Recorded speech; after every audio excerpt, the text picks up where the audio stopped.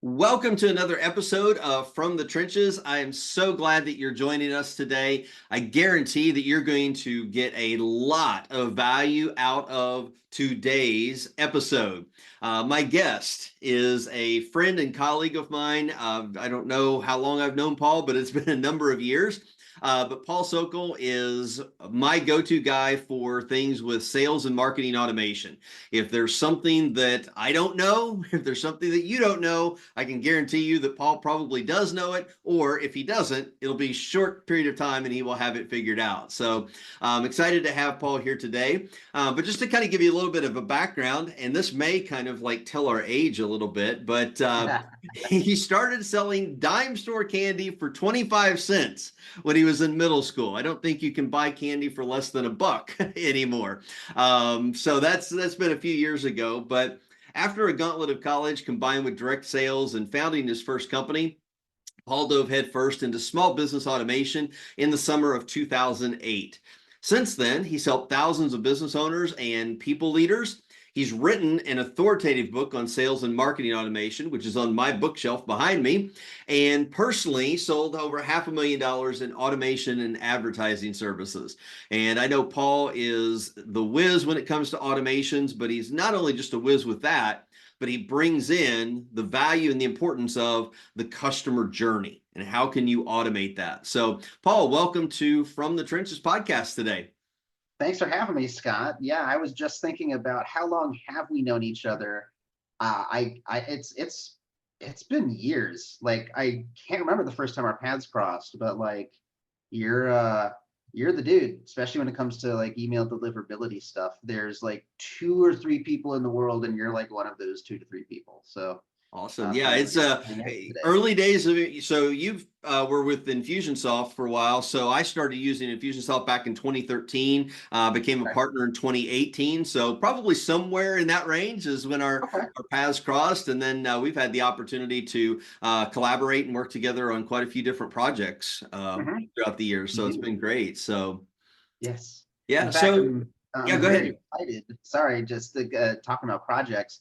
You and I are working on those AI phone agents, and Yes. I'm really excited for you to see the master campaign models that me and Mark Garrett have been developing. Hmm. Because if we do it right, it's going to make your job super easy as far as setting up whatever follow-up messaging if someone leaves a message or they need to, get more information.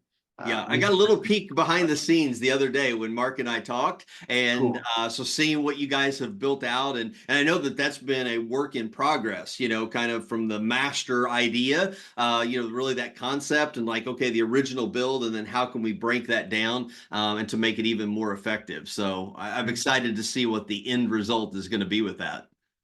Yeah, it's gonna be good. So Awesome. keep an ear out for those listening.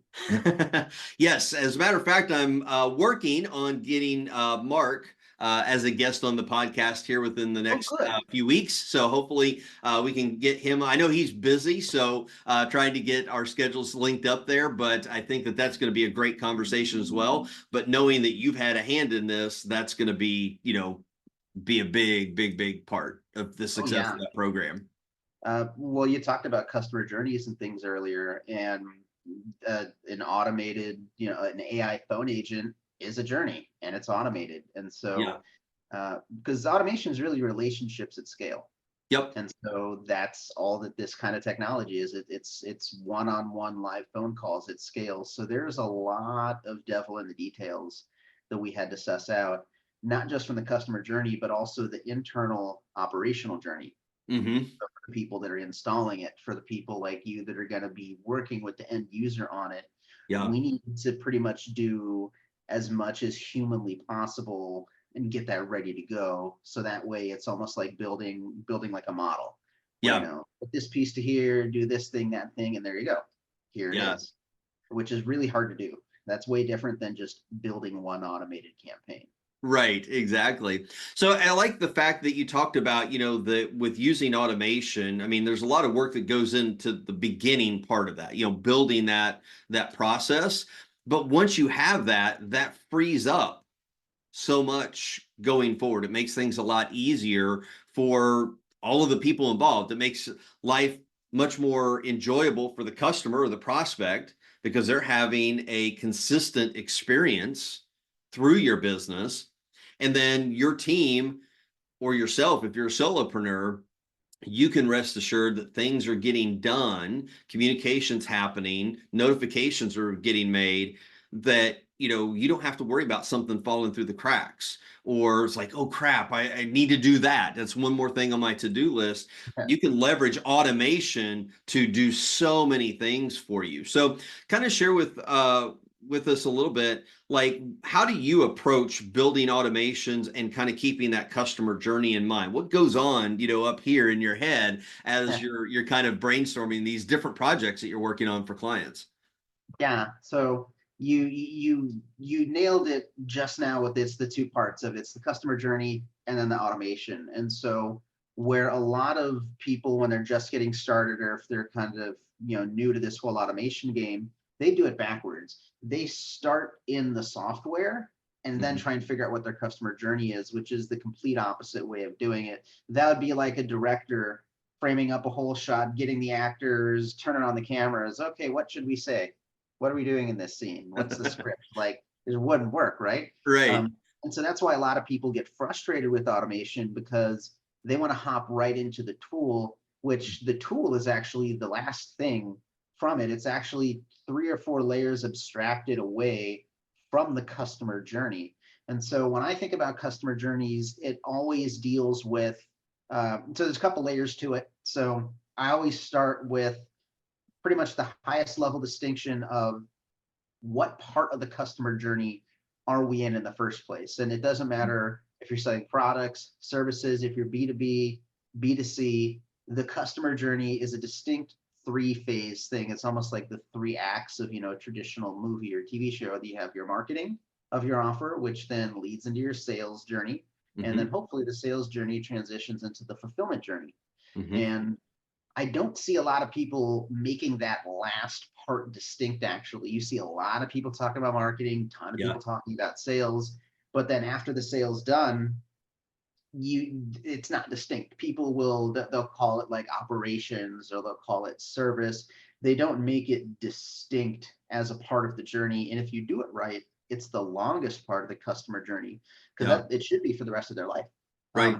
So that's why when I'm developing fulfillment automation or fulfillment customer journeys, I'll even talk about the deep fulfillment. So like, what Hmm. happens way after they've gotten their thing? What Hmm. happens a year from now to try and bubble up referrals, or try to cross sell them into something else, which then starts the marketing journey of another product. Hmm. So getting clear on just where are we at. Are we doing a marketing journey, sales journey, fulfillment journey? Once we're clear on that, then the next step is, okay, what are we actually trying to do? Like, what's our strategy for this? Hmm. Because there's the strategies and the tactics, and there's many definitions for it, but the simplest way that I learned, I don't even remember where I learned this from. I think this was when I was working for Infusionsoft directly on their product team. We were doing research on small business success, which is this Hmm. big etheric thing, right? What does it mean to be successful as a small business, right? We Yeah. researched, we dug in. There was 4 of us that were like full-time research and development on what is small business success. So we came up with a bunch of distinctions and learnings along the way. Hmm. And the difference between strategy and tactic is, the strategy is what are you trying to do? The tactic is how do you do it? Oh, great So we're definition. going to do a marketing journey. Cool. What's the strategy? The strategy is to generate leads. Generate leads is a strategy. Hmm. That's what we're going to do. But how are we going to do that? There's many ways we could do it. We could offer an ebook. We could do some kind of a free mini course. We can have like an online event, something like that, right? So Yeah. getting clear on those 3 parts of, what part of the journey, what's the strategy, what's the tactic. Hmm. At that point, now now you can actually start to design the customer journey. Because Yep. when we're clear on, okay, we want to follow up and close as many leads as possible. Tactically, we're going to use a sales pipeline. Cool. Hmm. Now we can start thinking about the journey. And this is really where it starts to get fun, because the very first part of designing a customer journey is getting clear on the 10,000-foot milestones along the way.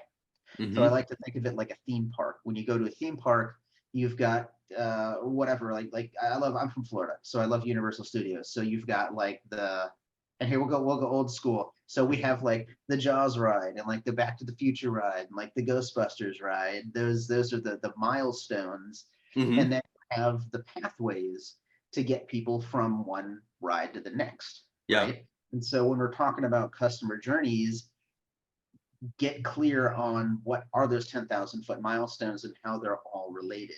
Mm-hmm. So I'm working with a client right now, and they do events, twice a year. They do live in-person events, and we want to design. Right now, they're doing everything. They're using Keap. They're using automation, but it's still a very manual Mm. process. And so we're redesigning that. And for their events, there's only, I think, 4 or 5 major milestones. So once the event is established, okay, here's the date and time and location of where this in-person event's happening. Mm-hmm. The next milestone is that their people register for the event. After they've registered, the next milestone is they confirm their attendance. Mm-hmm. And then once they've confirmed their attendance, they actually attend it. Right.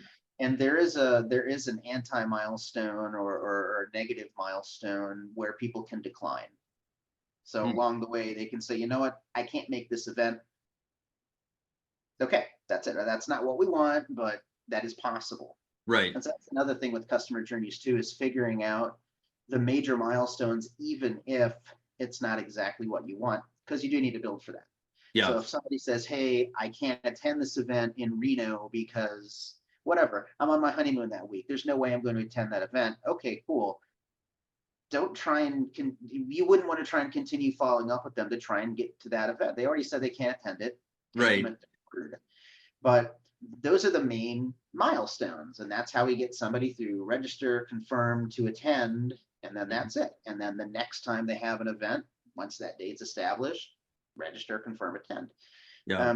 So we call that the ball and stick diagram, where you have circles that represent the major milestones, and then the Mm-hmm. sticks connecting each of those things. Mm-hmm. And those sticks are known as the pathways. And so that's what the second phase of customer journey design is. So once you have the 10,000-foot milestones and how they're all related to each other, then that creates the distinct number of pathways between them. Mm-hmm. And then you can actually, with that clarity, now you can start doing the ground level storyboarding of what each of those pathways looks like. And you need to design each pathway with respect to what's the milestone that starts it, Mm-hmm. what's the milestone that ends it, and Yeah. that's it. Because once they've hit the next milestone, there's a different pathway. You Right. know, once I've entered the park and I've walked all the way to the back and gone to the Jaws ride, cool. What's my next pathway to the Back to the Future ride? Mm-hmm. What does that sidewalk look like? Which did you ever go to Universal Studios in I have Florida? not been down there yet. No. Man, well, do you like Jaws? Are you a horror buff? Do you like that movie? I It's do like Jaws. Yes. okay. Well, they decommissioned the Jaws ride probably many years ago at this point. I don't know, but go look it up on YouTube. Somebody managed to sneak a camera on the Jaws ride. I think on the very last day that the ride was operational, like they let people do that. Uh-huh. Um, Go sit through that, because man, that's an automated experience right there. There's Oh, key wow. milestones along the way, and it was technically a water ride. So you're in a Mm-hmm. boat. Obviously, it's going down a track, right? But Yeah. you're sitting in a boat, and there's water, and there's practical effects of sharks and flames and lights and noise. It's just really really cool. Um, so anyway, back to pathways. That's where you design the ground level, what's happening from Mm-hmm. one thing to the next. And feel free to break it in any point, Scott. I'm totally just I could Yeah, talk no, I about. mean this is great because like this is important that we have to think through this, right? Yes. Because like you said earlier, if we don't have this laid out, it's not going to work well when you go to try to build this, no matter what tool it is that you're Yeah. building, because Yeah. it's not going to work, right? That pathway, between Jaws and Back to the Future, if you haven't thought through what that pathway is going to look like, there might be a huge, hole in the ground that people are going to fall into, right? Because you haven't thought, it's like, hey, we need to pave over this. We need to actually have a sidewalk or roadway or something like that. And it's the same with the customer journey and your automation. If you haven't thought of, what's going to happen between these two milestones, people may fall out, Mhm. and then you lose them.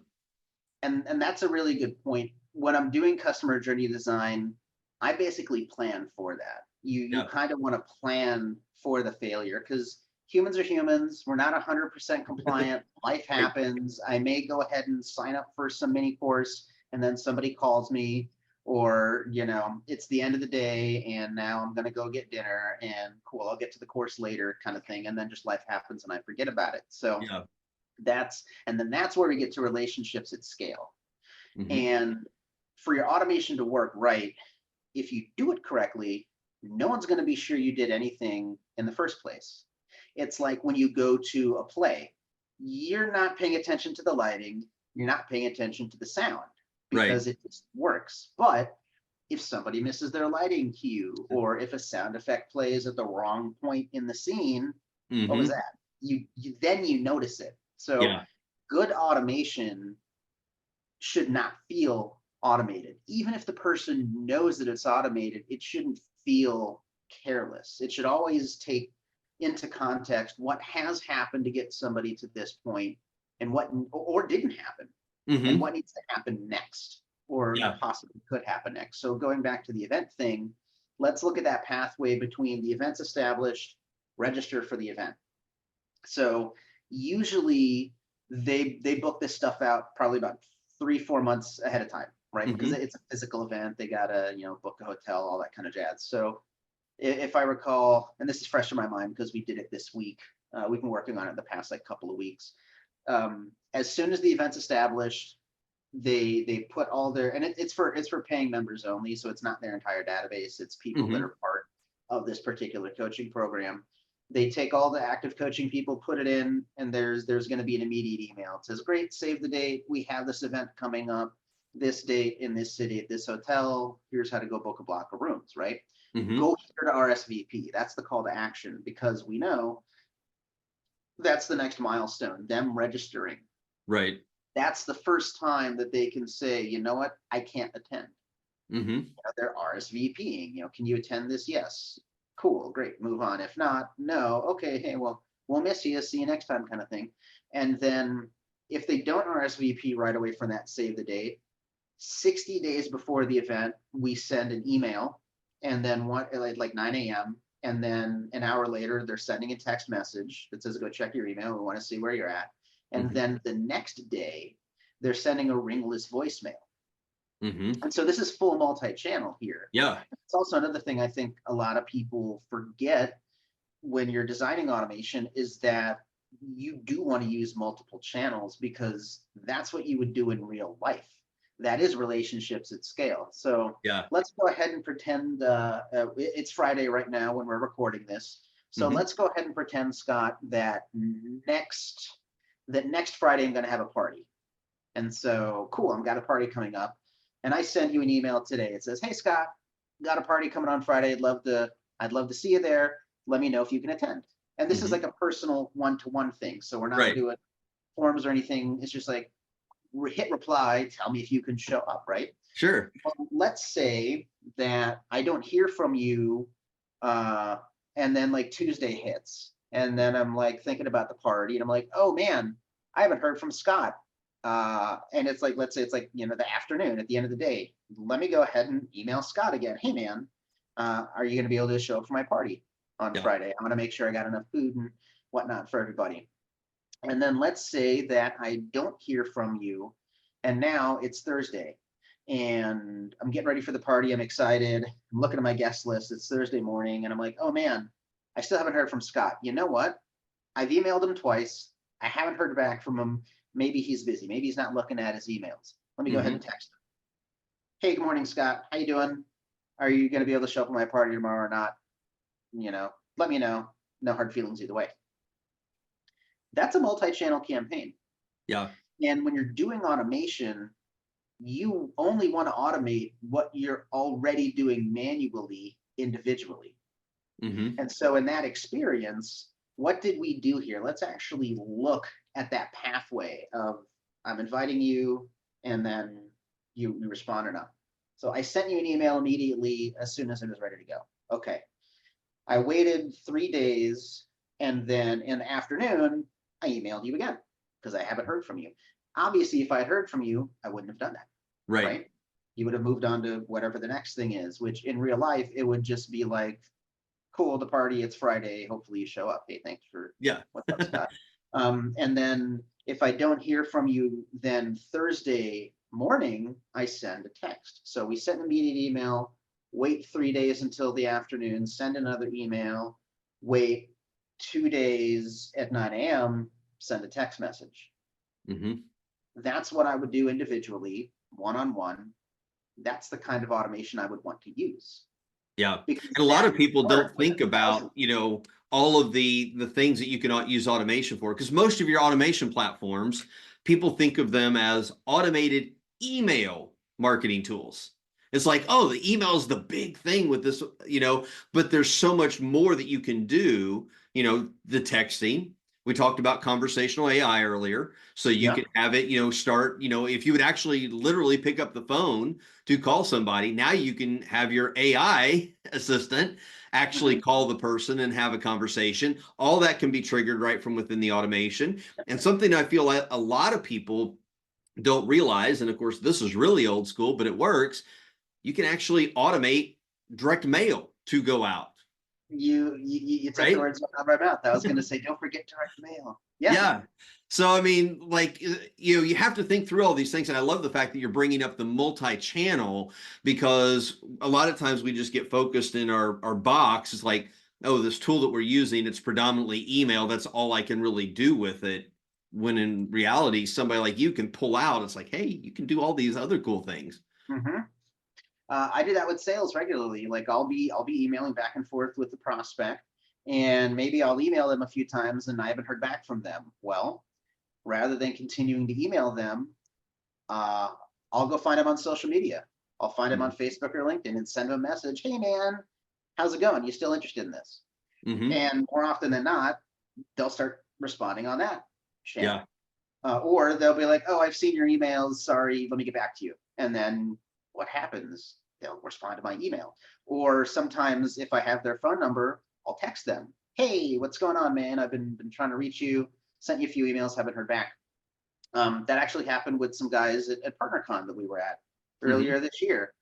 Keap launched their solution launchpad where people can package up their stuff into like a bundle and Right. make it easy, right? And so I help out partners with that because that's a different skill set building automation at scale Mm-hmm. than just building automation, right? Yeah. That's what I did when I worked at then Infusionsoft. I did campaigns of the month, and every month I released an automation model that everybody could install, all users could install for free, all in one go. And I had to design it to make sure that every devil in the detail was handled. Yeah. Because if you make a mistake in your own automation, okay, well, you just made a mistake in your automation. But if I were to put out a campaign that had something that didn't work or it needed configuration, but I didn't tell people, well, Yeah. now I've made the mistake like 1,000 times. And then I blow up support, and then support hates me. Yeah. Which we didn't want to cause more problems for our coworkers here. Um, but the multi-channel thing. So I was emailing with a couple of people. I've met them in person. Hey, let's go ahead and talk about it. Had a phone call with the dude. We chatted. We still think we can work with each other. I sent him an email following up with some resources, and then I emailed him a couple of times and didn't hear from him. And so I'm like, well, I guess I'll just text him. And within minutes of me texting him, he's like, "Oh, hey man, yeah, I've been busy. We're trying to figure out this type of calculation that they Mm-hmm. need for their package to work." He's like, "We're still figuring out how to make that data work. So I'll let you know." And so of course I'm still going to follow up with them. But rather than a traditional sales rep would be like, "Well, I emailed him. He didn't hear. I haven't heard back from him. I'm just going to mark this as lost because he stopped responding to me." That's not how humans work. There's Yeah. more than one way to reach people, and there always has been. And so when you're designing your automation, you need to factor that in. So that actually dovetails back into the event automation, right? So Mm-hmm. 60 days out, we email them, and then an hour later we text them, and then the next day a ringless voicemail. Which, Yep. if you're listening and you don't know what that means, it's exactly what it sounds like. It's a voicemail that just shows up. Your phone doesn't ring. It's ringless. You just get a voicemail. Okay. And then the whole point is go RSVP. Either just tell us yes or no so we can stop asking you if you're going to show up. And Right. then we did the same, that same triple hit, 45 days and 44, right? So we Hmm. hit them. They have about 2 weeks to do anything. And if they don't, great. Hey, we're about a month and a half out now. Are you going to be able to attend or not? Just let us know. And so now this is where the human element comes into play, like you were talking about, how I can just pick up the phone. Hmm. At day 30, the system is going to spit out a task for somebody on their team to now start actually doing these manual phone calls. Hmm. But think about it. We've been promoting it with really two or three major pushes to that list to RSVP yes or no. So by the time it's 30 days out, a good chunk of the people that were added should already be past that. Right. So when this task gets created at day 30, 30 days out before, that's for people who genuinely straight up have not responded. Hmm. So it makes sense for us to now invest in human labor to call them. Right. And it's not going And to take as then, long because you've whittled that down. And that's where you've leveraged the power of multi-channel, yes, communication through automation to, make the human element not as overwhelming. Right. yes, yeah. Instead of, hey, here's a list of 5,000 of our members, go call them over the next month and see if you can attend. Yeah. Maybe it's going to be like, oh, cool, here's whatever, here's 2,500 people that haven't responded. That's still more manageable. And I don't know if those numbers are accurate, but still, I'd rather, if my job was to call people, I'd rather have a list of 2,500 folks than 5,000. Yeah. You know, And, kind of speaking, from my angle on an email deliverability, but the people who aren't engaging with your emails, aren't replying to your texts, aren't responding to voicemails and everything. Those are the people who really do need that human touch to, mhm, to build maybe that more personal relationship. Whereas those who are responding to the emails, clicking the links in there or the text message, and they're going and taking the actions that you want, they already have that, that know, like, trust, confidence factor. It's like, you're my person, you're my company. I want to be at your event. Those are the people that need less, more or less hand holding, mhm, whereas, like, these other people, you definitely want to keep them in your herd, but they just require a little bit more attention. And so it helps you balance, the time that you have to spend, because now you're able to kind of like easily identify who those people are. mhm. Yeah, it's like if you were a teacher and you had 30 students in your classroom, being able to identify the five that really are struggling and being able to Hmm. work with those people and focusing there because the other ones are okay. Yeah. And you brought up the know like trust thing that's pretty popular. People have to know you and then like you and then trust you before they'll take any kind of action. That reminds me of the I guess the analog for that in communities that our mutual friend Jade Hmm. teaches, where her version of know like trust is people need to be seen and they need to be felt and they need to be heard. Or I think that's it. Maybe I'm butchering it, but it's like seen, felt, and heard. And Hmm. that's exactly what we're doing with this automation. I've hit you up, 3 times. I see you there. I know that you haven't responded. Um, so I'm gonna go and I hear you not responding. Yeah. So we're gonna go ahead and follow up with you and make sure that you're okay. And then from a super, so we've been going in a couple of different places. So just quickly to recap, because I know people listening, especially if you're newer to this can definitely seem like a fire hose. And Yeah.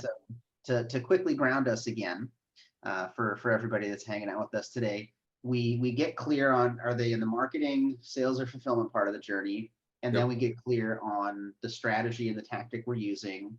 And then once we understand that high level, now we can create the ball and stick diagram of the major milestones and the pathways to get there. And Hmm. now we're talking about planning out those pathways, which I think that's what we've been talking about for the past, like, I don't know, maybe 15 minutes or something, like what happens at the ground level. And so Yeah. it's really like storyboarding. of like, what is the customer experience? And then operationally, what's required behind the scenes to make that happen? So Mhm. send an email immediately, and then 60 days before, send an email. 60 days later, an hour later, send a text. A day later, send the ringless voicemail. And then once you've got that customer journey design, then you can go a layer beneath that, which is the messaging for that particular asset. So Mhm. like, and not actually writing the whole emails, but just getting the sense of it. So Yeah. like, in the initial save the date email, the messaging is, hey, here's where we're going to be at. Call to action is RSVP. And then the 60 days out, hey, we're 2 months out, RSVP, that kind of thing, right? The text message is, hey, go check your email, let us know, kind of thing. And then once we're clear on the messaging, this is actually where the tool comes into play. Mhm. So until you're clear about what the customer is going to experience, operationally what's required to happen, and what the messaging is going to be, what's going to be communicated, now the tool is relevant. Yeah. So like I said, it's like 3-4 layers of abstraction from the journey. So Yeah. circling back to the beginning of the conversation, where I said most people start at the tool and work their way up and they get confused. That's exactly why. Because Yeah. now that I'm clear that we're sending an email at this time, here's what we're going to say. We can now say, okay, this is going to be a Keap email, or this is a go high level email, or active campaign, HubSpot, whatever. That's Mhm. the first time where the tool is actually relevant to the conversation, because up to this point it's just the journey. Yeah. It's a car. Like, what car are you driving? Well, let's first figure out where you're going in the first place. You're going on a road trip. Cool. What cities do you want to hit? What do you want to do? The car is kind of irrelevant at that level of the conversation. Right. So if you were, if we're like, all right, cool, we're gonna go out into the mountains and we're gonna go fishing and whatnot. Okay, now let's talk about a car that's relevant for. Maybe if we rent a car, let's rent like an SUV or a Jeep or something. Maybe not like a little Honda or a little Toyota that might get banged up in the woods. Yeah. That's where the tool is relevant. And then from here, now, because now we're deep in the operations. Yeah. Now, And real quick, I want to go back real quick to the yeah, relational and your messaging. oh yeah, So, sure. one of my clients, you know, is working on launch, and today's the last day. The day that we're recording this, today's the last day of their launch. It's just a week long Nice. thing, and I got an email from them yesterday or the day before. Now, I knew, like subconsciously, I knew like all of this was built out in their automation, right? Uh-huh. Because I've been in that flow. But I got an email. And I had to do a double take because it literally looked like she sent me a personal email. Now she used, the Dean Jackson 9-word email premise for it, but it still literally made me look, because like the layout of the email and everything like that, and the messaging, like it fooled me, and I knew that it was like this should have been part of an automation, but I thought, because I know that they would love me to enroll in that particular program that they're offering. Right now, it's just not a good fit for me. So I thought, well, maybe she's reaching out to me just to see if I really am interested. And I had to double, I knew where to look, and it's like, oh, this is part of their automation. That's where that messaging piece comes into play, because a lot of times you get these objections. People like, oh, all of this stuff is automated. There's no way to really make it look like I sat down at my computer and I typed out this email or I typed this text message. You really can. Yep. That's why you say, that this is, having, building relationships at scale.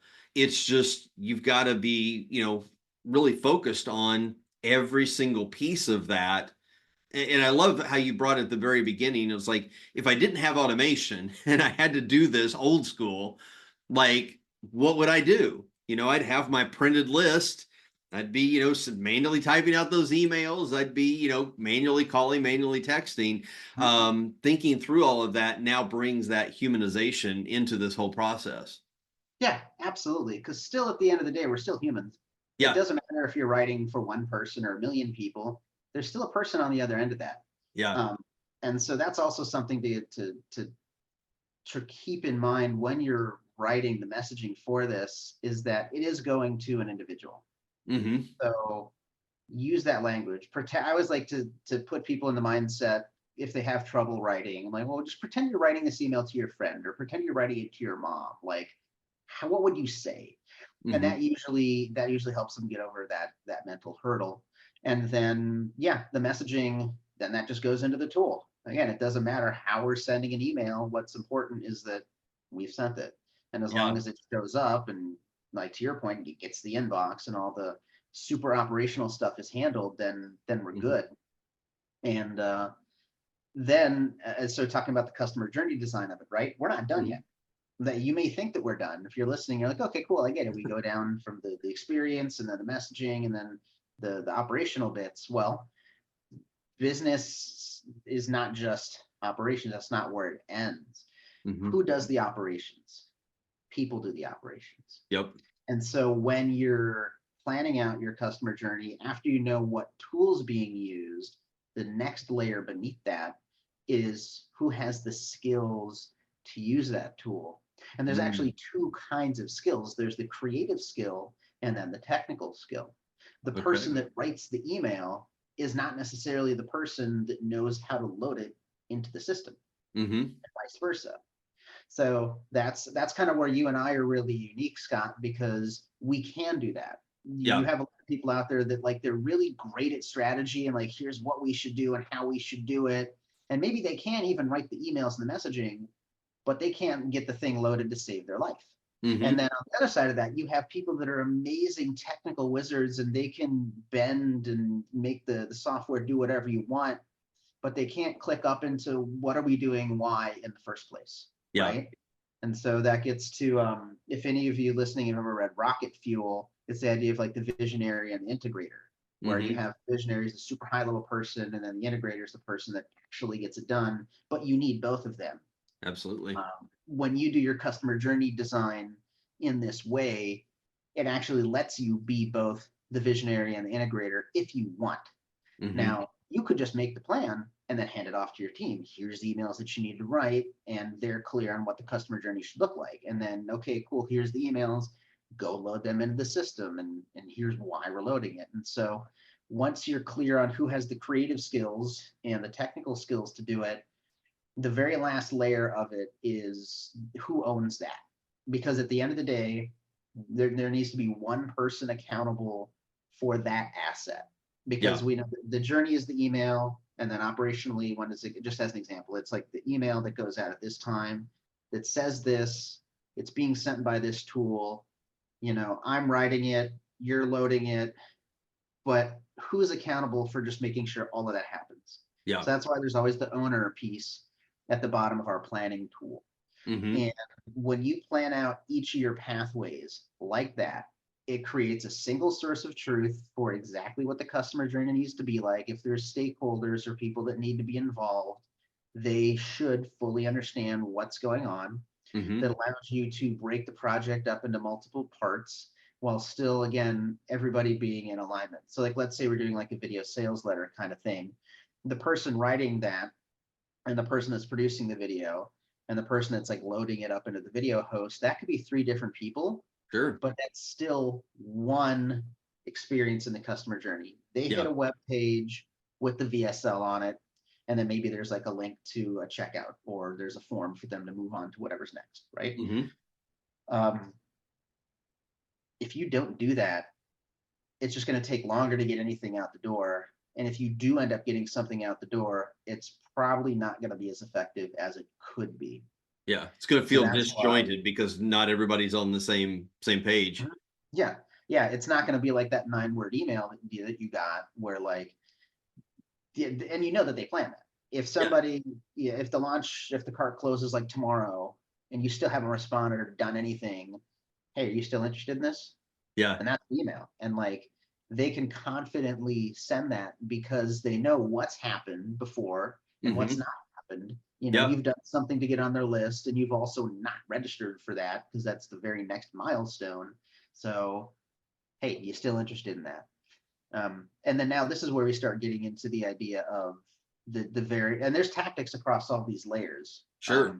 Yeah. Tactics, just like the strategy tactics. So there's like for the customer experience, tactically how we can mix stuff up. And then operationally, we can talk about mixing up, operations, mixing up the timing, when stuff happens, and Hmm. then messaging. this is where you hear copywriters talking about like different angles or different appeals or different approaches, right? Yep. Digital Marketer did this years ago. They made Gain Logic Fear really popular. It was their 3 email series that kicks total butt.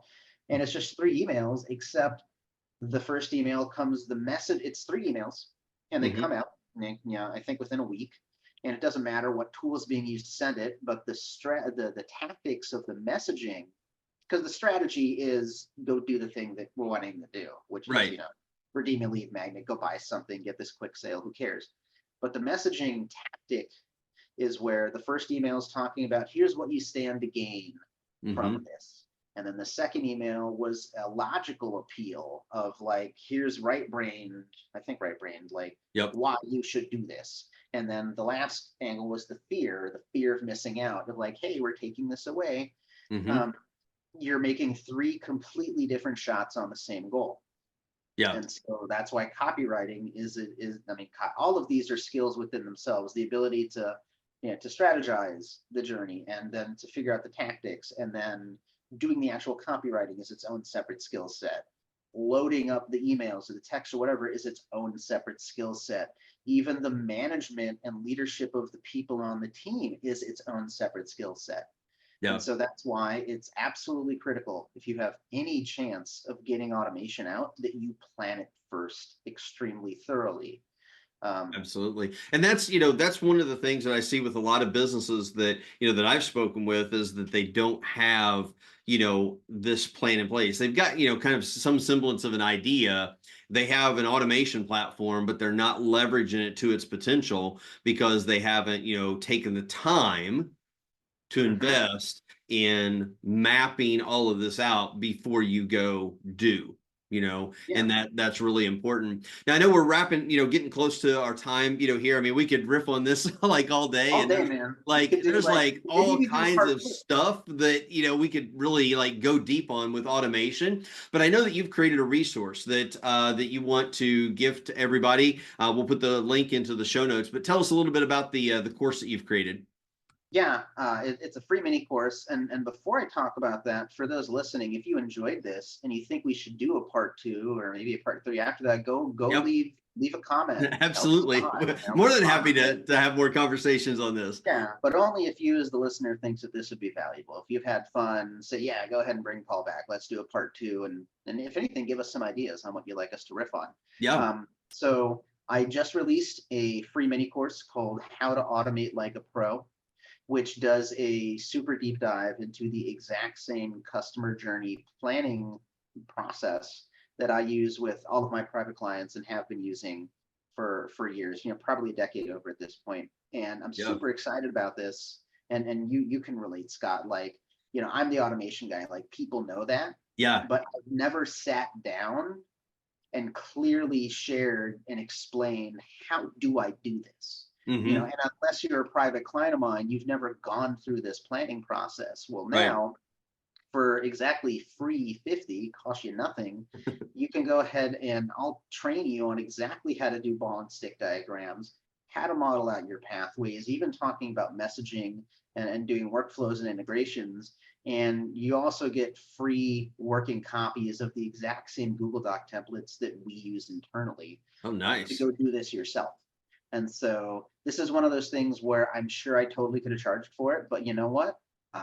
As part of my customer journey and what we do over here at Be Pro, if I can educate potential clients on how our planning process works, they know what's going to happen on the other side of the wall when they agree to do a planning call with us. And that's a paid thing. People pay to do a plan because it's not just the slapdash thing. It usually takes a few hours. Once we're clear on the strategy and the tactic of what we're doing. And so that's why it's paid. But you can learn how to do this for yourself for free. And then of course, if you need help, we're here to help you out. In fact, Scott, have you gone through that? I'm pretty sure you're on my email list. I'm on your list, but I haven't gone through this course, so I'm definitely going to sign up for it. Yeah, man, go and everything, and just kind of get that response. knowledge. One question I know that people will have, because I mean, we've mentioned Infusionsoft and Keap and everything. This course isn't just if you're using Infusionsoft or Keap. 100%. This is a platform agnostic thing, because as we discussed in the conversation today, The Yep. tool itself is like 3, 4 layers abstracted from the journey. And what I'm teaching you is how to plan the journey. It Yep. doesn't matter what tool you, and I intentionally made it platform agnostic. There's Yep. zero tool training in this because there's plenty of other people out there that do tool training better than me. Guys like Greg Jenkins of MonkeyPod, like he's a Hmm. really good software trainer. Like I Yeah. don't want to compete with that. That's not where my special place in the world is. My special place in the world is designing the customer journeys that are Hmm. world class and that make every person feel loved and seen and heard and cared for and loved and all that kind of jazz. Yeah. uh, But I just wanted to make sure that that was clear because, I yeah, want thank you. I want everybody to go get this because this is critical. And if you don't use automation right now, now's a great starting point. Go get Paul's course and start mapping out your first, automation. Map out your first, part of the customer journey. Something that, if you took that off of your manual to-do list, Mhm. what would that open you up to be able to do going forward? Or you just gave me a great idea, Scott. Like sometimes you don't want to automate stuff. There's just things Yep. that you don't want to do. Well, cool. If you when you go through my course and you map out what is it that you're doing manually, this will now allow you to grow and scale because now you'll have a single source of truth of like, hey, Hmm. this is what I'm doing exactly. Let me go train somebody, let me go hire someone else and train them to do this. Yeah. And they'll be clear on what they should be doing. You should have all the assets laid out from that. Yep. And if you never automate it, at least use this to get clear on your processes Hmm. and use that to scale. And it definitely doesn't. This can be applied to anything Yeah. that's a journey. It doesn't have to be the traditional CRM automation software stuff. You could do this if you were like, I'm a concert promoter. How do I promote concerts and how do I get bands to push their own shows? I can map that journey out Hmm. and here's what I need to give them and what I need to tell them and when I need to do it. And that can't be automated. I usually do that individually, messaging bands and Hmm. messaging individual members. Hey, go do this. Hey, I made the Facebook event. Go accept the hosting for it. You Right. can't automate that, Yeah. but you can make the process clearly defined. And then I could go ahead and have somebody else do those kinds of things. So it's a great, delegation tool potentially, as well. Yeah, So, absolutely. well, Paul, I really appreciate your time with us today. A lot of good stuff here. I really hope that you'll go check out Paul's course. It's free. I mean, it's worth, way more than, than that. So go get a copy of that. We'll put a link to that in the show notes. And obviously, if you want more of this type of content, give us a comment on the show as well and let us know. We'll bring Paul back because there's like so many more topics that we could actually talk about. So, but Yeah, Paul, appreciate it. And we'll see you again soon. absolutely. Thanks for having me, Scott.